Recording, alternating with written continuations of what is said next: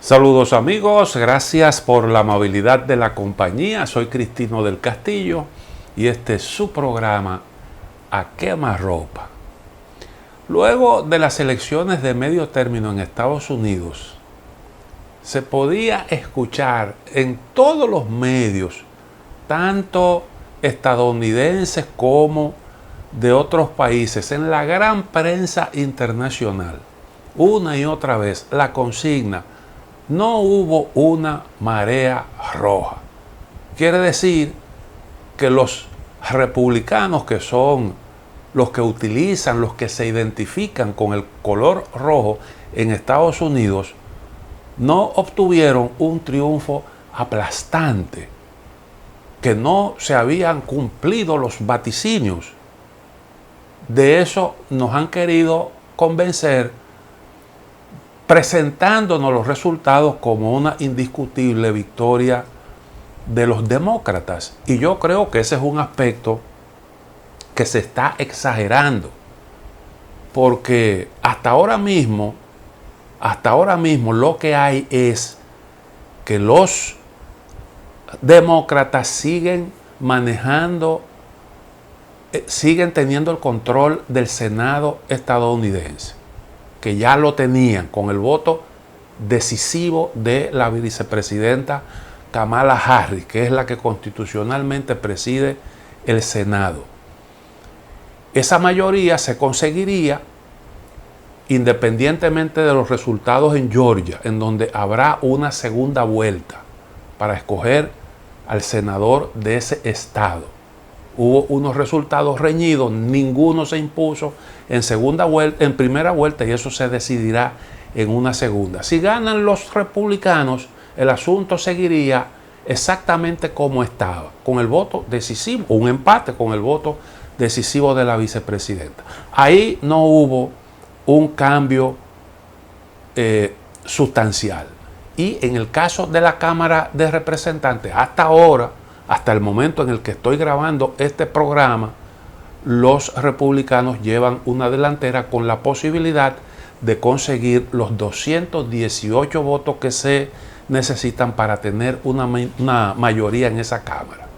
Pero eso habrá que esperar para conocer el resultado definitivo. Si se produce la victoria, como se está proyectando, de los republicanos, entonces sí habría un cambio importante, porque los demócratas tendrían lo que no tenían antes de las elecciones, el control de esa Cámara, lo cual le da más poder. Se dice que los demócratas tuvieron un buen desempeño, y es verdad, tomando en consideración lo que tradicionalmente ha ocurrido en Estados Unidos en las elecciones de medio término, desde la Segunda Guerra Mundial para acá. ¿Qué es lo que ocurre? Lo que suele ocurrir, bueno, que el que está en el poder pierde escaños en el Congreso. Y entonces eso habría ocurrido también, pero no en la forma en que se esperaba. Yo creo que es indiscutiblemente un buen desempeño, pero no hubo nadie que aplastara al otro, porque los republicanos obtuvieron también una votación bastante aceptable. Se culpa a Donald Trump por lo que ha ocurrido, pero en realidad yo creo que la votación ha sido importante, y la impresión que da es que se quiere utilizar el resultado para invalidar a Trump de cara a las elecciones del 24. Ya la campaña electoral de cara a las elecciones presidenciales próximas comenzó, bueno, antes de que se celebraran estas elecciones, porque la presencia en el escenario de Trump aportaba ese ingrediente, además de que se argumentaba que Biden se la estaba jugando, y lógicamente, tomando en cuenta la tasa de rechazo, eso podía ser un golpe importante para sus aspiraciones a un segundo mandato.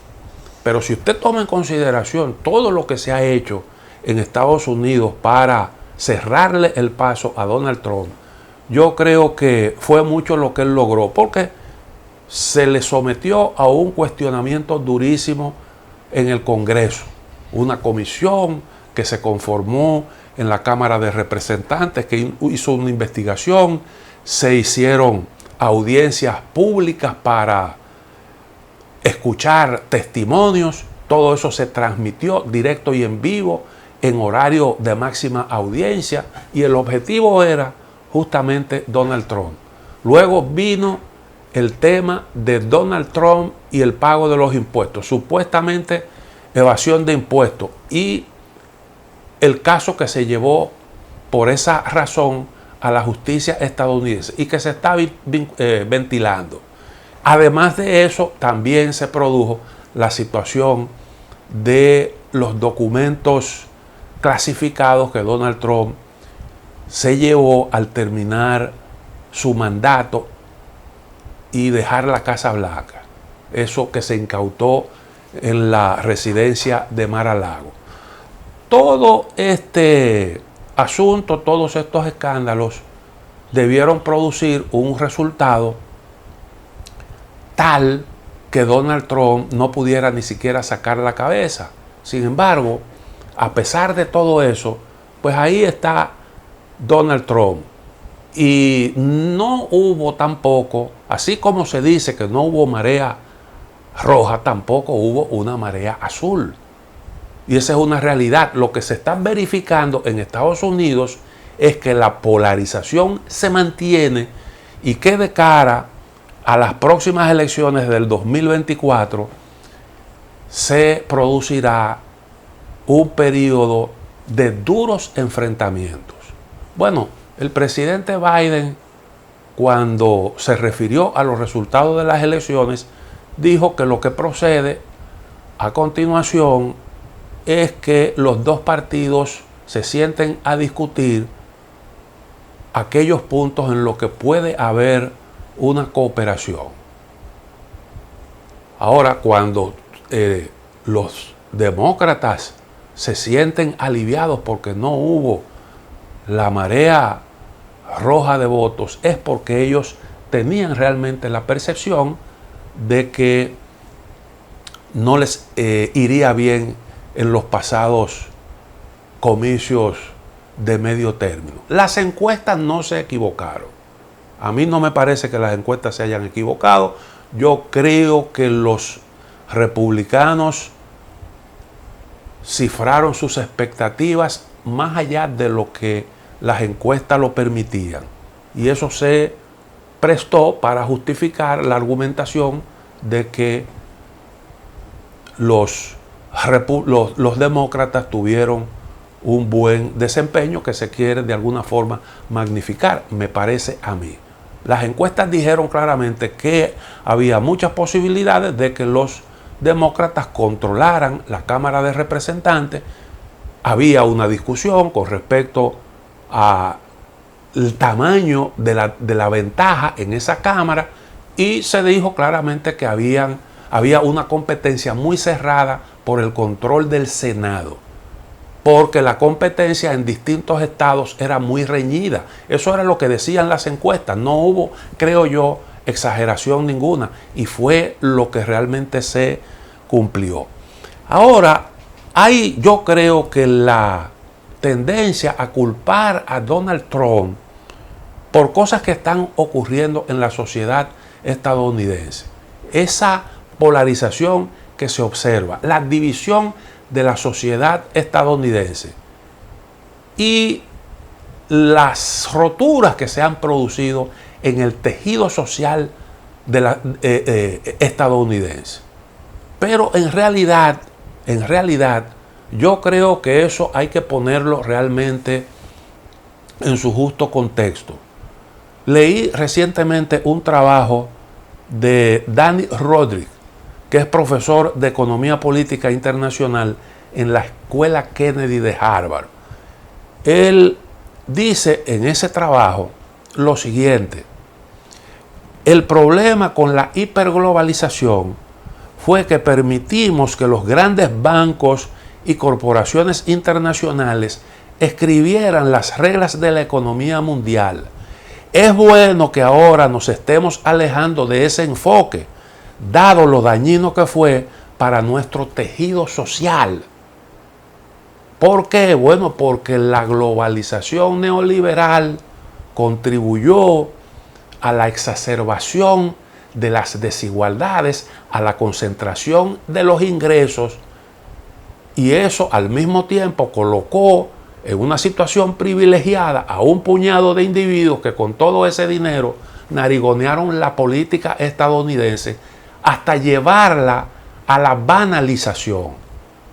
Y entonces la sociedad estadounidense comenzó a exigir lo que el sistema no le daba. Y eso fue lo que aprovechó Donald Trump. Ahora, dice también este autor en el trabajo aludido, tenemos la oportunidad de dar forma a una mejor globalización. Desafortunadamente, las grandes potencias parecen haber elegido un camino diferente, incluso peor. Ahora están entregando las llaves de la economía global a sus establecimientos de seguridad nacional, poniendo en peligro tanto la paz como la prosperidad global. Lo que ahora se está haciendo, dice el autor, es que en vez de los bancos, en vez de Wall Street, quienes están trazando las pautas son aquellos integrantes del complejo militar industrial, contra lo que se ha venido advirtiendo en Estados Unidos durante muchísimas décadas, el peligro que eso significa. Y eso representa un peligro mayor, porque está conduciendo al mundo por el camino de la inestabilidad. Eso está provocando la dispersión, la fragmentación a nivel de la economía mundial, con todas las implicaciones que esto tiene. Y quienes realmente han impulsado ese proceso son justamente los demócratas de Estados Unidos, que se convirtieron primero en los representantes de Wall Street y ahora están a merced del complejo militar industrial. Digo que los demócratas son los principales responsables de ese proceso al que se refiere el señor Rodríguez, porque acuérdense de que fue Bill Clinton el que dio el paso decisivo que colocó las decisiones en manos de los bancos, cuando convino en desregular el sector financiero, que finalmente terminó provocando esa crisis de 2008, con todos los malestares que eso generó en Estados Unidos y fuera de Estados Unidos. Ese proceso de globalización impulsado por el capital financiero es lo que ha generado todo este malestar. Donald Trump no es el culpable de eso. Donald Trump no es el que ha contribuido a la polarización política de los Estados Unidos. Donald Trump es una expresión del malestar que se expresa en la sociedad estadounidense a nivel de la política.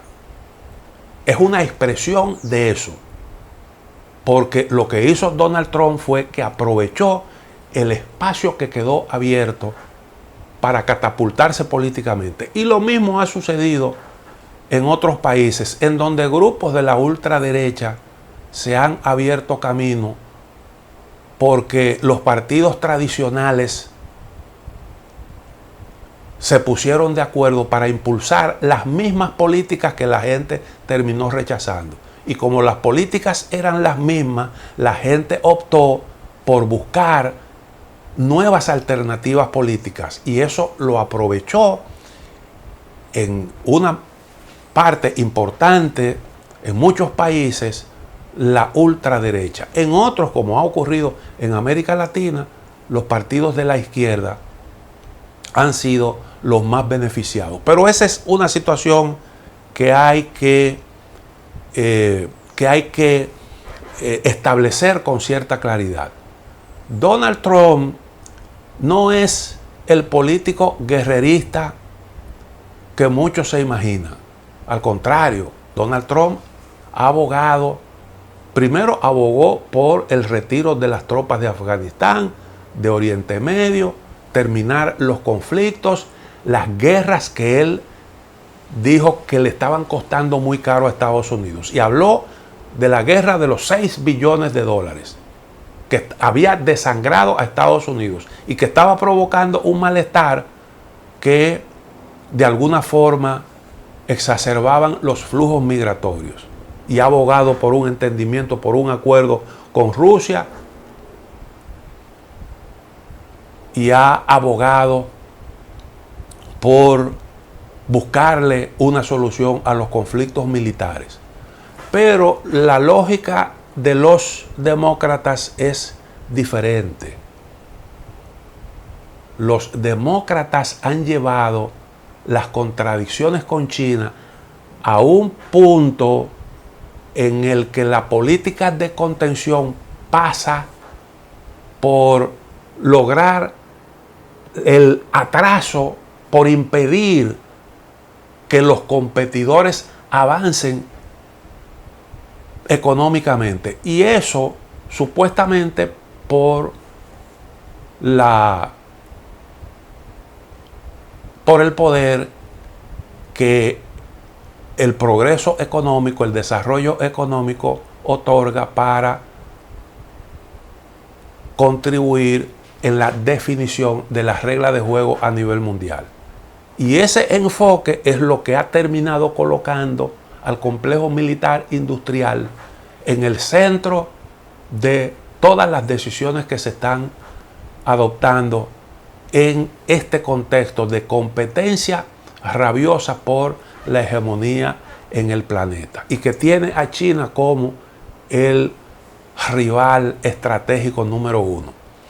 Kristalina Georgieva, la directora del Fondo Monetario Internacional, acaba de advertir sobre el peligro de el tipo de competencia en el plano geopolítico que se está ahora mismo impulsando. Se está refiriendo a Estados Unidos en su competencia con China. Ella dice que la introducción de barreras comerciales con el fin de obtener ventajas en el marco de la rivalidad geopolítica puede desencadenar un ciclo destructivo que afectará a los hogares pobres y de clase media, dejando ilesos a los ricos. Una cosa es evitar que un productor sea el responsable de abastecer al mundo, y otra cosa cuando usted traza como política frenar el progreso de los competidores geopolíticos. El mundo entero, dice, va a sufrir las consecuencias de esto. ¿Por qué? Bueno, porque el desarrollo, la economía crecerá a ritmos más lentos, los consumidores pagarán más por todos los productos, los precios se van a incrementar, porque cuando usted provoca la ralentización de una economía como la China, usted está contribuyendo a que mucha gente no tenga acceso a los productos baratos que este país coloca en el mercado. Eso lo están sufriendo incluso los propios consumidores estadounidenses. Si seguimos en esa tónica, que es lo que dice la directora del fondo, entonces el mundo entero se va a ver afectado. Y ahí usted tiene, por ejemplo, lo que está ocurriendo en Europa, que está motivado por la competencia geopolítica. La economía europea entra en recesión, los precios de las materias primas se disparan, su economía se hace menos competitiva, y como consecuencia de eso, los consumidores están pagando un alto precio, pero la economía mundial en sentido general se va a ver afectada por todo este malestar, porque eso impacta el mundo entero. Y entonces estamos hablando de un proceso que está configurado para extenderse en el tiempo. Y esos malestares van a provocar un periodo de muchas dificultades a nivel global. En pocas palabras, la geopolítica puede acabar con la economía mundial. Y eso realmente es una estrategia que afecta a todo el mundo. El malestar que eso genera se siente en la política, ya lo hemos visto, y una de sus manifestaciones es el avance de la ultraderecha. Pero todo esto va a traer un malestar general a nivel global. Una pausa, en breve volvemos.